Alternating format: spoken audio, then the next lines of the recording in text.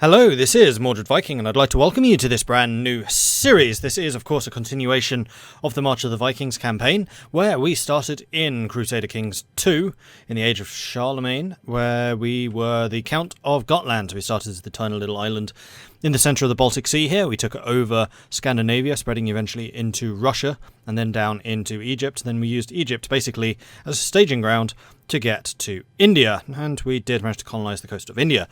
We then converted into Europa Universalis IV, where we continued the saga, and playing as Mordgard now, we created a Norse India, essentially, and did some colonization and some conquest. So, the first area that we were going after was Cridriki over here, that is Norse Indonesia, now its own nation, and then we managed to get over into China, into a little area around here, which was Yu, which we have since named Nytungvik, and then into Japan, where we have Yama. We also did a little bit of conquest in the Horn of Africa and Arabia, because we wanted control over the Gulf of Aden so we could get some more trade coming in, and this is now known as Fastrsand. So Fastrsand is basically the land of the continuous sand, which I think is a pretty cool Norse name, to be honest. I'm really quite pleased with that one. Then Kidriki over here is the Spice Islands, Nytungvik is land of the new moon, and Yama is the land of the rising sun. We're going to be playing as Nytungvik. There was a pretty close contest between which of these four nations we were going to play as. Yama would have been a little bit boring, I think, because there was just not that much for them to do. I mean, we could have gone into China, but then why not actually start playing as China? Kridriki has done most of the colonization and conquest of Indonesia. We probably could have gone a little bit more after Australia and possibly even across into the Americas with them, but a little bit more limited. The other main contender was Mordgard, of course, because there are still a lot of opportunities here. We have a very large India, Kamarupa. They're surrounded by large nations, even though they themselves are pretty darn strong themselves. Although, of course, they don't have this massive, expansive empire anymore because I've broken it up. When I first did the conversion, I completely forgot to split these countries away, so they were all clients, or dominions as it's called in this, or satellites, to Mordgard. I have now gone back in and changed that, so they are their own identities. The first year of gameplay is going to be a little bit weird, because the economy of the world is completely different than it usually is in Victoria 2, obviously. One of the biggest changes is that there are no factories at the start of the game, so production is very, very low. However, the manufactories in EU4 are converted into artisans in this, so the countries which had a lot of manufactories don't start with factories, they instead start with artisans. The artisans can produce a very limited number of the industrial goods, which are then usually required to create things like machine parts and cement, which are used to build factories, and then from there the industrialization process can start. The advantage for them is trade in Victoria works on a priority basis. So if you are the greatest power in the world, so you are the number one great power, you get first dibs on any trade, and then it goes down from there. So anything which number one doesn't take, number two can take. Anything that number two doesn't take, number three can take, etc., etc., etc. However, anything that you produce yourself, you get first dibs on, obviously. So if you are one of the major manufacturing powers, I wouldn't say industrial powers, you will be producing your own industrial goods, which you can then use to finance and create your own industry. And then once you have that kind of start going, your industry tends to grow pretty quickly. And I ran a couple of test games, and that is essentially how it worked. I needed to run those test games to make sure this worked at all. The other thing is all of the former client states have no armies. So they will need to raise troops at the very beginning of the game. So it's going to be a bit of a scramble for that. Also, Mordgard has a humongous military, particularly their navy, which they will need to pare down. So again, there's going to be some balancing going on in the background. But that usually takes between 1 year and 5 years. Then after 5 years, things should be moving pretty much as they standardly would. The other change is that... what was it? Oh yeah, development. Development is as it was in EU4. So the countries which got a lot of development, like India, are going to be a lot more populous and a lot larger than some of the others. So I'm kind of expecting, thanks to all the Viking raids, Europe to be rather less potent than it otherwise would be. And then the areas that haven't seen that much warfare will probably be somewhat larger. So if we click on Mordgard here, for example, they have a population of 31 million. Eastern China has got 6.9. Japan's got 10. Crusader surprisingly has 20 million. That's really, really strong. They've grown a lot. Vikings 6.5, Fastrsand 3. Then the Byzantines with 37. So the largest nation are the Byzantines at the start of the game, I think. Yeah, I'm pretty sure. Lithuania 5, Poland 4, Italy 23. Navarrese Company 14. So you can see what I mean with the Europeans having a lot less than you would otherwise expect them to. Germany here controlling northern England and Scotland, and Ireland has only 3. Even Austrasia has only 14 in England, and this was one of the most populous areas in the actual Victoria timeframe. So that's going to really change things as well. That could have some interesting side effects actually, because lower populations in what is usually the industrialized area and higher populations in the producers means there's probably going to be a lot more raw materials kicking around than there usually are. So that could be kind of interesting. Another thing which I should definitely give credit for is we got a couple of custom flags made by Al-Anani and Dwarf. So Mordgard here has their own set, keeping on the old raven on a blue/purple background. No, it was purple. Yeah, it was a raven on a purple background, which we have here. Then each nation in Victoria has 4 flags. So you have the regular flag, the monarchist flag, those two are usually the same, Republican flag, and the fascist flag. No, there are 5. There's also the communist flag. So this one is the monarchist flag that you can see here, but they will also have the others made. So we may see them throughout the course of the game, depending on how the political winds blow.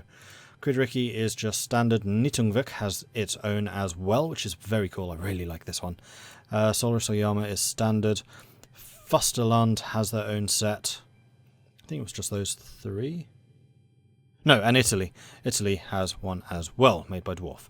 So, there we go. We are going to be playing as Nytungvik. We're going to jump in. I'm not going to talk too much about the rankings right now, because that's going to change an awful lot. I'll give you a very, very brief overview when we're in the game. Oh, you know what I forgot to do? I forgot to look at America. So, America. Here we go. This is how America looks. The colonial nations have been completely removed. Colonial nations are not used in Victoria. They have just become territories of the owning countries. So, for example, Vinland up here is now just Norwegian North America and is a colony of Norway. Likewise with Danish North America, Patriarchal North America over there, Genoese South America, Brazil, which is independent, Andalusian South America, etc., etc., etc. And also the Chi North America, which is going to be annoying because I think one of our main competitors is going to be Chi. We are playing as Nytungvik, and we are currently the 76th largest country, so we are freaking tiny compared to most of them. Well, it's not so much size, that is how important you are. We're the 76th in the rankings of great powers. So right now, the great powers are: the Byzantine Empire is in number 1 with 211 points. Mordgard is second with 188, and a group of us do start as... I really hope that we start as Sphere. Yes, good. Because it used to be that we started as satellites, and that just wasn't working right. Being in the Sphere is fine. I'm totally happy with that, because that means that they still have a lot of input in the Norse nations of this region, which is right. I mean, they were in the Mordgard Empire, so it's kind of proper that Mordgard has that. I just didn't want them to be satellites, because then you have absolutely no diplomatic control. You can't grow, and you can't eventually eclipse Mordgard, which is obviously what I'm hoping to do. We then have Italy, Chi in 4th, India, Nazarades, Austrasia being the one of 2 European nations, and Aquitaine. Aquitaine being 8th is mind-blowing, because I have no idea where they are. If you remember, Aquitaine was actually taken out by the Navarrese Company. This section down here is Austrasia, so I have no idea where Aquitaine is actually based. Like, they must have just one little province somewhere, probably in the New World. But I have literally no idea where they are. So... yeah, Aquitaine being the 8th largest power is hilarious, and I'm pretty sure they won't keep it. And I think the only reason that they are is because they have a relatively high prestige. Prestige is a direct holdover from EU4, whereby the scale between -100 and +100 is how much prestige you have. So Mordgard ended the game with 100 prestige, therefore they started this one with 100 prestige. These rankings will change quite dramatically, especially when countries start to industrialise, and Aquitaine, for example, I'm pretty sure will lose its place almost immediately. Another thing that we should take into account is technology. I think the standard for a Western power is 30322. So we are actually slightly ahead of the times in culture, but most of the world will be at that kind of tech level, though of course that will change over the course of the game. We are 1.4% of the population. We are 17% literate, so our technology is going to grow quite slowly. So we're going to want to invest a lot into clergy so that we can get our literacy rates up. Technology-wise, I think we're actually going to start with stock exchange. And this is a bit of a weird choice, but the reason for that is because at the beginning of the game, the economy is terrible. Remember, this whole rebalancing act is happening behind the scenes. So lots of the needs are not fulfilled. The middle class is currently actually starving, more than 50% of them. But that will balance out over time. We are going to want to raise our education standards, I think. We're going to want to raise our admin standards so that we can get our admin rating up to 100. And military spending because we want a large army. This is going to mean that we're losing a lot of money. This will balance out. We will be able to work on this a bit, but we're going to have to go into debt early on. The next thing that we want to do is start actually building an army. So let's go over here to the infantry and just say one full stack from every country that can create a soldier we're going to do. So we're building 47 infantry units. That's fine because we can have a maximum of 91. Those will occur over time, and that is all good. Right, what else needs to be done? I know I'm missing something. Population. Population is the other thing I was going to talk about. So, as I mentioned at the beginning, we have 6.94 million men of working age. I believe, yeah, adult male population is that. The actual overall population is much higher. It is 27.8 million, but it's the 6.9 that count because these are the ones who do the work. We are actually kind of a mixed nationality. It'll be kind of interesting to see what the Mordgard nation is like here. So we are 31% Nunfaran, we're 18% U, 17% Min, 14% Hakka, 10% Icelandic. Icelandic is Norse in this. So everything that is Norse is in fact Icelandic. 6% Vietnamese, 1.4% Zhuang. Or Zhuang, I guess. That is more mixed than I was expecting. I thought we would be more Icelandic, but apparently not. The interesting one, however, is religion. We're a 77% Mahayana. I was expecting us to be a far higher Norse. So I'm pretty sure we did convert everything, but that's just the way this works. I guess nationality and religion is done by your history. So the longer you are Norse, you know what? I'm curious to see what Mordgard looks like. Just out of interest, we're going to resign this really, really quickly, and we're just going to take a look at Mordgard. Oh, I love this flag. It looks so cool. Just because I'm curious. We are going to continue playing as Nytungvik, but I want to see how they ended. Like, this is one of the cool things, is how did the converter convert all of this? So you'll see immediately, like, losing an absolute boatload of money, again, because things haven't been rebalanced, and also they started with 20k in the bank, though. Cool ally from Fastrsand. So Fastrsand's already at war, someone. Even though we've only just loaded the game. And they have 267 ships out of the 136 they can actually support. That's because when I converted, obviously they had a much, much larger empire which could actually support a bigger military. And I deleted a whole bunch of their actual armies. Basically, any armies that were in any of the client states are just deleted. So the only client state that starts with any troops is the Vikings. All the others didn't have any time to build any. Right, population, that's what I was going to look at. Nationality, 31% Canada. Where is Icelandic? 9% Icelandic. They're actually less Icelandic than we are, despite the fact that I did convert the whole of Indian Mordgard. So that's kind of interesting. There is definitely something going on in the background with, I would assume, history.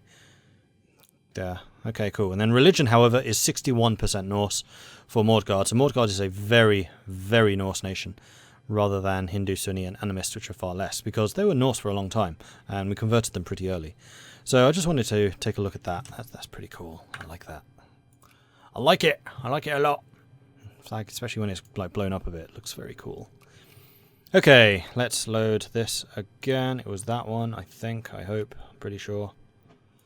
Just because I don't want any background. It doesn't matter. I could have started a new game. It's fine. Right. Everything is in place. We're going to bump up speed to maximum. We're going to watch our economy just tank. This, however, will recover pretty quickly. You can see it's jumping around a lot as everything in the background recalculates. We're not fulfilling their needs very well. Oh, the other thing I wanted to take a look at was the percentage of population. So you may have noticed that like 70% of Mordgard was farmers. We only have 55% and 27% labourers. So our mining is going to be a bigger sector than Mordgard's, for example. 8% artisans. I should have checked how many artisans Mordgard had. That would have been very interesting, because that is the conversion of manufactories. We did have a fair number. I actually suspect that we have the least of the 4 major Norse powers in the region. It's probably Mordgard, then Indonesia, then Solris Oyama, then us, then probably Fosterland. I'm not even sure I built many in Fosterland. We did have a couple. Alright, Solris Oyama wants an alliance. Abso-frickin-lutely. That's going to be a very important alliance to have. Request military access from Chi? I think not. I would also very much like to have an alliance with you. Form alliance. They will accept. Excellent. And then Mordgard. Do we need an alliance with you or are we automatically? No, we don't. They will accept. Excellent. So we're forming a pretty good core here. We're basically keeping the Norse nations together. Accepted. Accepted. Marvellous. Okay, balance is still negative. I think I'm going to impose a bit of tariff, although it's making less than £1 a day. And I want our capitalists to not be paying any taxes here. We're going to go heavily into debt here. Although this is not exactly true. A lot of this money doesn't actually happen. This is the true balance. So we're doing less badly than you would perhaps think. I'm not entirely sure why that is. I think it's just because we're not actually buying all the stuff a national stockpile needs. Or something like that. Actually, military, I'm going to cap you at 50% because we've already got a lot of soldiers because our military cap is pretty high. Administration, alright, education, we're going to have to reduce you just because you're too sodding expensive right now. As we balance out the economy, we'll be able to afford more and more. So that is totally fine. Alright, are troops beginning to get built? Yes, slowly.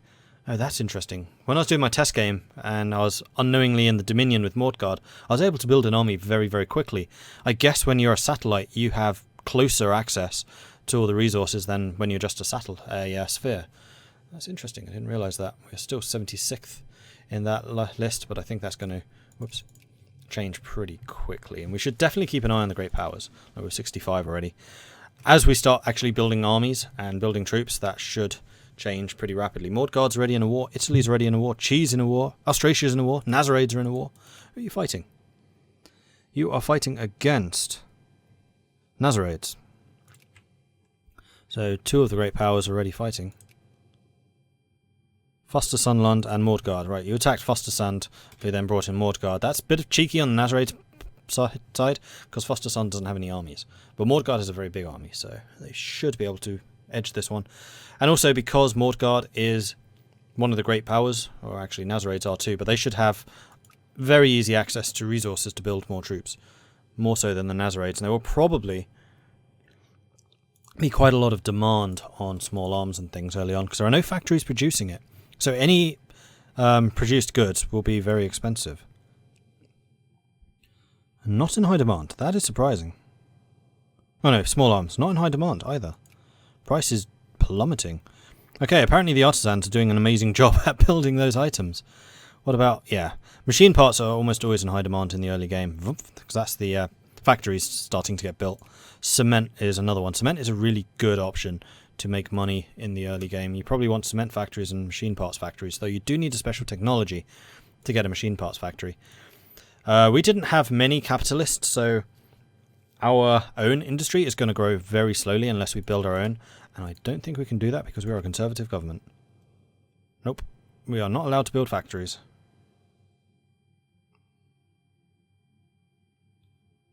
Which is interesting. Also, we can be focusing. We don't want to be focusing craftsmen yet, I don't think. I honestly don't know what we're going to focus early on.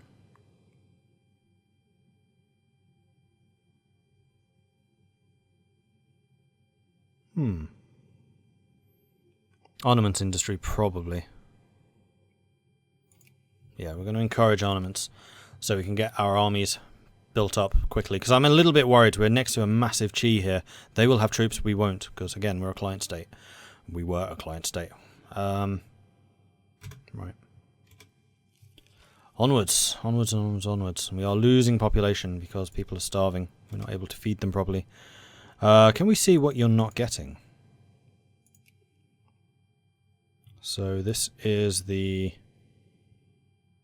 poor population, which is going to be you. Yeah, it's you two. Poor pops are just those two, right? No. Soldiers, slaves, labourers, farmers and craftsmen. Soldiers as well.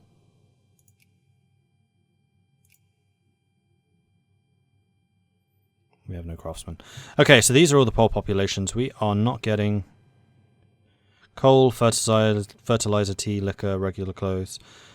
Probably still just the balancing phase. Not too many people will die. I mean, population decrease is actually pretty slow, so I think they're getting their food supplies. They're just not getting the luxuries. At least I hope that's the case. So there are a couple of countries with running a surplus where they can actually have money being loaned out. Not that many. Ooh, Conservatives took a big lead. Okay, so we are a Conservative party. That means that we have interventionism. Interventionism cannot build factories. We can open and close them. We can expand them, but we cannot build them ourselves. So we will be reliant 100% on the capitalists. What we might want to do is change to the National Party, which is state capitalism, which does allow us to build factories. I think we're going to do that. Yay for being monarchy! We can change this type of thing. And we are going to want to build probably a cement factory. Oh, right, these cost money. We can't do cement factories. Yes, we can. Need 3,000. Alright, I'm going to have to balance my economy more quickly than I'd perhaps hoped. Education. Down. Administration. Down. Taxes. Sorry, guys. I don't think it's that you can't afford those goods, it's the fact that you have no access to them. I hope. Oh, that's actually... This is fluctuating so much still. Early game, it's going to do that. And we're making a lot of money from the middle class. Like, we apparently have a very sizable middle class. Artisans, they're middle class, aren't they? Yeah, that's probably why. It's my artisans making tons of money. Alright, so we're closing the deficit. Once we have the tax thing, the extra 5%, that's probably going to help. We're not making much money from tariffs. I might actually get rid of the tariffs, because that's going to be hurting us more than hindering. Than helping. Hindering more than helping is what I'm trying to say.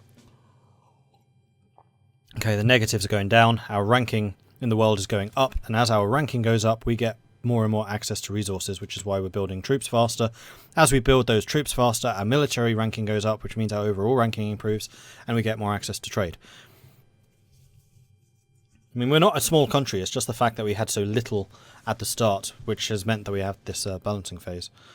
Okay, we're building troops. This is good. This is very good. We could definitely do with starting to bring them together, but it's fine. Request for military access from Kamarupa. No, you're fighting my buddies. How's Mordgard doing? Fastrsand doesn't seem to be occupied at all. Are they still fighting? They are no longer fighting. Okay, they made peace. Mordgard took some territory from them. Well done, Mordgard. And we are still short on money. We are 16,000 in the red. We're paying 11 in interest. I think we're going to have to go up to 100% taxes. This isn't actually 100% because tax efficiency means it's only actually about 23%, which is why we want stock exchange, so we're collecting more money from our people. They're basically hiding money and getting away with not paying anything. Which is very naughty. You should pay your taxes. Alright, so we've definitely closed down the deficit. Somewhat. We're seeing a couple of positives. Not very many. Just need stock exchange. But you can certainly see why I was prioritizing that so much. The army is getting built. One thing we could potentially do is reduce our maintenance fees for the military and navy. We don't need to maintain the navy. That should help somewhat. It might also slow down the rate of producing new troops. Maybe. Liberals has increased. Conservatives and reactionaries. Alright. Yep, we are making money again. Well, not again. We are now making money, which we can immediately use to start repaying loans. So we pay less interest and therefore we make even more money. Marvellous. Yeah, the middle class is really making us a small fortune. Whoa, whoa, whoa. Oh, right. Reactionaries have a minimum tax for them. Oh, well, so it goes. And here we are. And here we have the Bureau Chief for the private sector. Our state industries have, for some time, been plagued by inertia and corruption. The result of these evils is a lack of clothes, soap, and in some cases even food. With the everyday needs of the population left unsatisfied, it is a mere question of time until we begin seeing some serious displays of dissatisfaction from our population. What is becoming abundantly clear is that we need to deal with these problems. So we can reform the administration, which means all bureaucrats lose militancy, or capitalists lose militancy. We probably have more bureaucrats, so we'll do that. Army is definitely being built. We are now 18th overall. Are we a secondary power yet? No, I think 16th is the lowest secondary power. Wow, there are a lot of wars going on. Actually, this would be interesting to see what the great powers are now. Byzantines, Mordgard, Italy, Chi, Ecumenical Patriarchate 5th, Navarrese Company is 6th, India 7th, and Genoa is 8th. Interesting. Now, I assume that Genoa is at war with Italy. Italy usually acts pretty quickly to try and secure their territories. Andalusia, Denmark, and Navarrese Company. No, they're not. They're allied. Oh, with Portugal. Portugal now being that. Interesting, interesting. Oh, you've actually let them land? Yeah, you totally have. Who's that? Is that Italy? That's Italy. Italy has landed in Australia and England. Alright, we have another focus I've just noticed. I thought we only had the one, but apparently not. Shalsu. We are going to say that we need...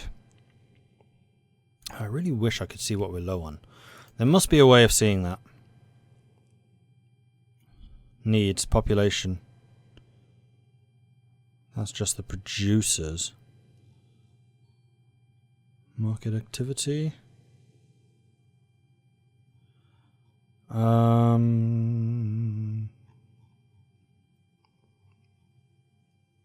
mean, again, it's probably going to be like clothing and furniture, I would assume. Anything which is produced, because no factories yet. Actually, is that true? Have any factories appeared yet? Yes, Byzantines have 1. Mordgard have 4. Navarrese Company have 2. India has 1. Genoa has 2. Interesting, and remember, the countries that get an early lead in industry tend to dominate in industry, because industry begets industry. It's money and its resources, which you can then invest further into further industry. We're 16th. We are now a secondary power. Marvellous. We've grown massively. The First Farmers' Bank. It's a public secret that the First Farmers' Bank of Taozu is part of the Nanferan resistance. Opposition to our rule and to Icelandic settlement in the province is staunch within the institution. The bank has gone so far as to bidding our land to prevent it from being sought by non-Nanfaran. There has been talk in local government circles of pushing for nationalisation of the bank, but fear of fierce reaction has caused them to raise the issue with the national government. How should we react to this? So we can nationalise it, which would actually give us money, but the farmers would lose cash, which isn't good. They would also gain a whole boatload of militancy. I think we'll take consciousness. Consciousness is an awareness of their own situation, which means they usually become more liberal and less conservative. Yeah, that's what we want. We want liberalism. Liberalism in this context is good. Actually, in many contexts it's good, but especially in this one, because we want our capitalists to be dealing with the factories, so I don't have to. We are growing the number of capitalists now. The amount of investment they're offering, though, isn't really. Right, population. Can we... We could focus loyalty towards liberty. I think we're going to continue encouraging the armaments industry, though. No, you know what we should do? We should be encouraging clergymen. So we can get more education going, so we can get that literacy rate up. I mean, it's already increased to 18.6. I think it was 17 point something beginning, wasn't it? Something like that. Alright, we're getting through our loans. We still have 14,000 outstanding. But we're getting through paying it off pretty quickly now, so I'm going to say that our economy has actually recovered rather nicely. I'm pleased with this. Then once we start really going green, then we can start tweaking their taxes down so they can start affording more luxuries, and also start increasing our military spending and especially the education spending. Turns out education's important, yo. Who would have known? Alright, 3,000. We have 5,000 outstanding. I'm going to wait until it hits 5,000. Boom. And we are now debt-free. And I think that would be an excellent place to end this episode. So, thank you very much for watching. If you have enjoyed this, then please do hit that like button. If you haven't done so already, then please do check out... please do hit that subscribe button. If you are looking for other ways of supporting the channel, is what I was trying to say, then please do check out the Patreon, the link to which you can find below. If you have any tips or advice for me, let me know in the comments. Thanks again for watching, and I'll catch you next time. Goodbye.